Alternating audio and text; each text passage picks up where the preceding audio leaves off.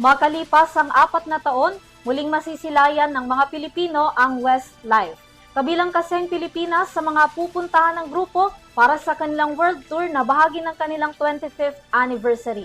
Alamin ang kabuuan ng balita mula kay Sam Martos.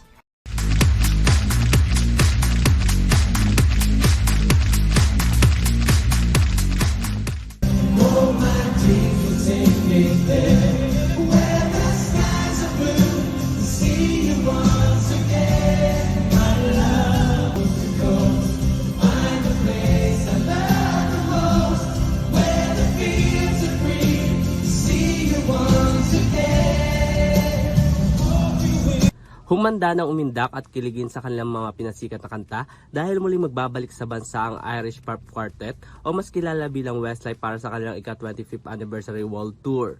Inanunsyo yan sa Instagram post ng Wilbur's Live kung saan naglabas sila ng isang poster para sa tour ng boy band.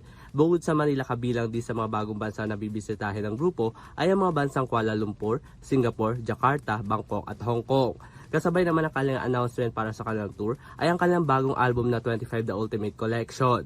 Tampok sa kanilang album ang ilan sa kanilang mga top hit song na My Love, Uptown Girl, Flying Without Wings, Swear It Again at You Raise Me Up. Matatanda ang huling bumisita sa bansa ang grupo na magkaroon sila ng 2-day sold-out concert na pinamagatang Wild Dreams Tour noong February 2023. Samantala, magaganap naman ang Westlife 25th Anniversary World Tour sa darating na January 2027 sa SM Mall of Asia Arena. Mabibili naman ang kanilang ticket simula sa darating na May 15 sa lahat ng SM Ticket outlets at online nationwide. Para sa EuroTV Showbiz Balita, ako si Sam Martos, sumasaludo sa bawat Pilipino.